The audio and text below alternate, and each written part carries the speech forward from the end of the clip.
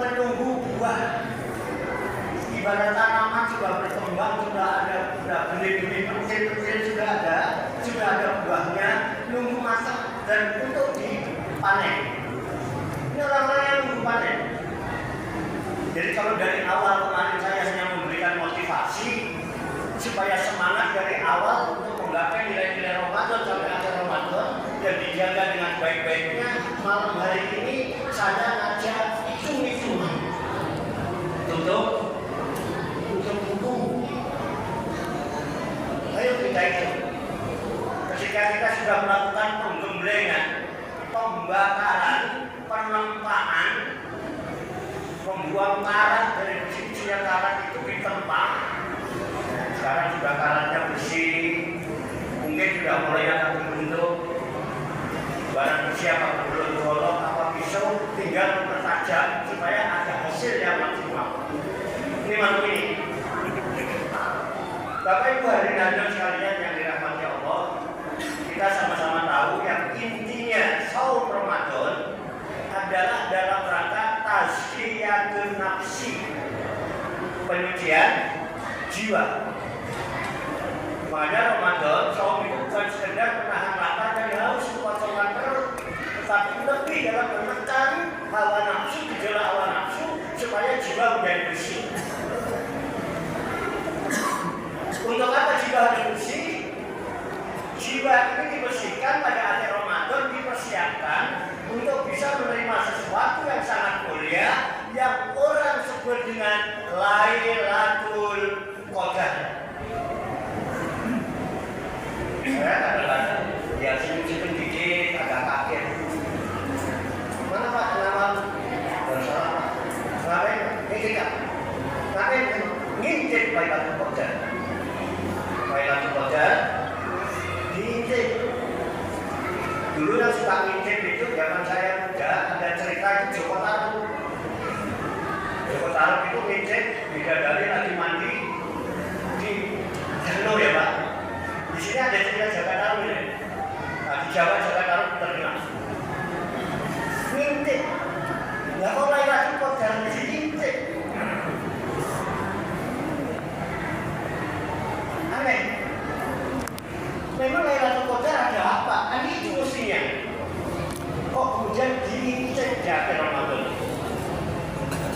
Justru sejak awal kita ditempa dari awal Ramadan sampai akhir Ramadan itu supaya jiwa kita bersih. Untuk apa? Mempersiapkan wadah pada apa? Sesuatu yang diturunkan oleh Allah Subhanahu wa Ta'ala untuk kita. Jadi wadahnya jiwa-jiwa kita inilah yang menjadi wadah untuk menerima dalam ibadah. Kalau tidak siap wadah, ya lupa. Nah, coba mari kita biar ada ngajinya sedikit. Di Al-Quran itu ada surat As-Sams. Di situ isinya sumpah. Nanti dibuka dari ayat 7 sampai ayat 10. Pendek-pendek itu ayatnya gampang dihafal. Allah Subhanahu wa Ta'ala berfirman begini. Wa nafsin wa ma sawwaha wa alhamaha fujuraha wa taqwaha qad aflaha man zakkaha wa qad khaba man dassaha. Ini ya Pak, keren ya. Kita tadi ngaji lah.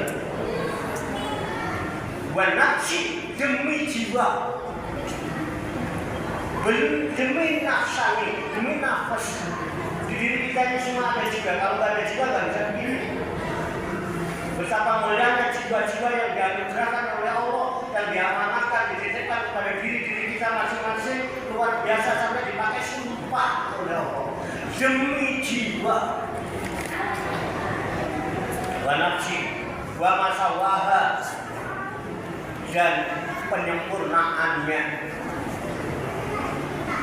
Penyempurnaan apa? Penyempurnaan dalam penciptaannya. Begitu sempurna menciptakan jiwa-jiwa manusia ini sehingga manusia menjadi makhluk yang mulia di sisi Allah dibandingkan makhluk-makhluk yang lain. Itu adalah demi jiwa, wasawah.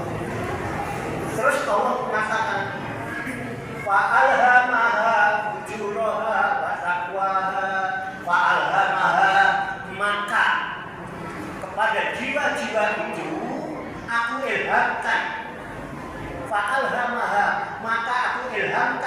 badannya, siapanya, yaudu ala nafs, kembalinya lafaznya adalah nafs, jiwa.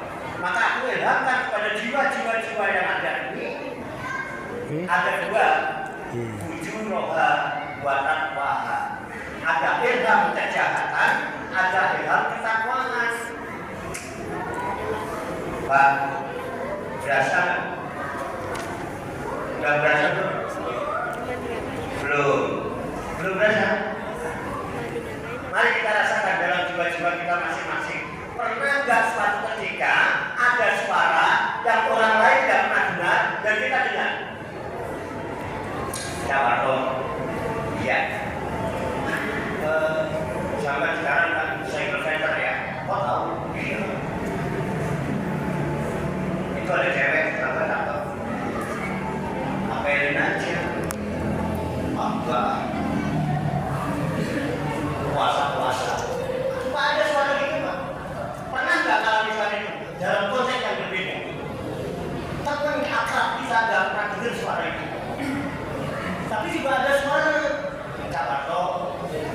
Besok kan malam 27 di Darussalam, malamnya ada itikaf sholat tasbih, tapi sorenya nanti ada santunan anak yatim. Terus ada bisikan, bahwa kalau ada rezeki lebih dikit-dikit ikut umbar. Pernah nggak mendengar suara-suara seperti itu dalam konteks yang lain? Itu kan saya contoh saya.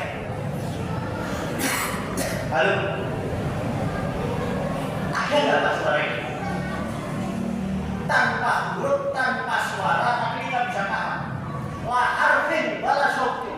Itulah ilham. Tergantung pilihan kita selama Ramadan ini sudahkah kita peka terhadap ilham-ilham yang Allah berikan. Kalau tidak, berarti ngapain aja selama satu Ramadan sampai sekarang. Kemudian di situ kita ada pilihan. Pilih yang jujur, ada pilih yang takwa.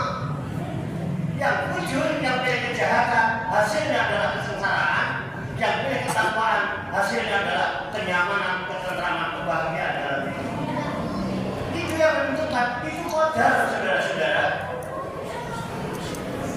Lailatul Qadar itu memang qadar, ketetapan. Kita siapkan jiwa yang bersih untuk menerima apa yang turun di malam Lailatul Qadar. Supaya kita peka terhadap suara-suara Tuhan. Ini ada solusi, Pak. Coba mari kita baca ayat yang menjelaskan turunnya Lailatul Qadar. Inna anzalnahu fi lailatul qadri. Inna sesungguhnya aku turunkan dia Al-Quran fi lailatul qadri pada malam Qadar. Ada qadar, ada qadar. Makanya sering Lailatul Qadar itu dipahami siapa yang dapat Lailatul Qadar besok kehidupannya lebih baik, akan jadi kaya. Ada yang begitu. Ada yang hitung-hitungan kalau dapat Lailatul Qadar sama dengan 83 tahun. Nah ini hitung-hitungan untuk menguji. Ya, ketentuan. Wama adroka ma Lailatul Qadar. Apa Lailatul Qadar? Lailatul Qadri khairum min alfi syahrin. Lail itu malam Qadar itu malam yang lebih baik dari 1000 bulan. Makanya malam. Seandainya itu jadinya nahar siang, mungkin lebih baik dari 1000 matahari. Karena air lebih baik dari 1000 bulan. Bapak bisa bayangkan kalau 1 bulan Indonesia terang semua. Bagaimana pancaran nur ilahi 1000 bulan? Terang nggak kira-kira? Terang nggak kira-kira? Itu yang turun di mana Qadar Al-Quran, saudara-saudara. Di tempat kayak gitu, tapi itu dipancarkan nur kalam ilahi yang akan memancar di dalam kolbu jiwa-jiwa yang bersih. Makanya qad aflaha man zakkaha, maka beruntung bagi orang-orang yang mensucikan jiwanya dengan saum di bulan Ramadan sebulan. Hari ini hitung-hitungan untuk membantu kita. Waqad khaba man dassaha, maka sungguh rugi orang yang mengotorinya. Karena pancaran cahaya 1000 bulan tidak akan memancar dalam jiwa kita. Kenapa? Buruk, saudara-saudara. Pantulannya Isra, hidup dalam kegelapan, puasa jujur nggak kalau. Tidak kalau jiwa itu terang.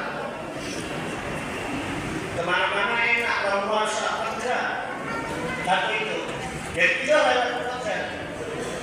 Nah, apa yang turun? Tanah jalur malaikati baru kufiha.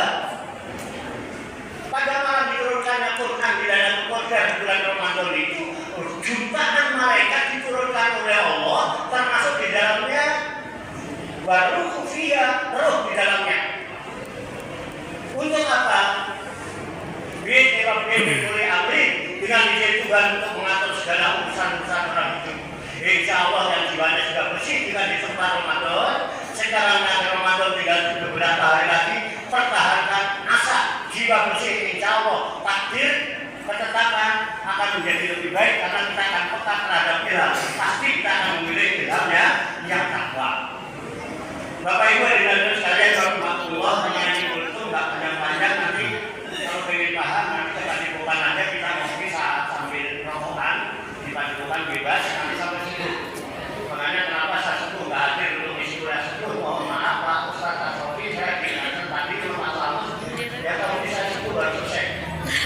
Ya nanti habis ini saya ada kajian tafsir Al-Iblis di Matematika Hadis, kemudian ada diskusi. Apanya itu kata-kata? Ya ngopi di sini, kalau pikir diskusi asik, kalau bersama itu udah biasa jam malam.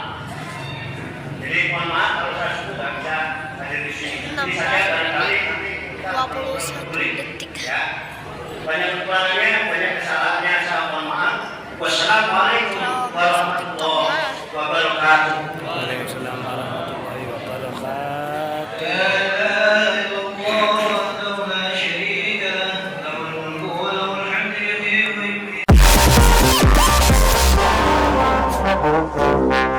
Oh,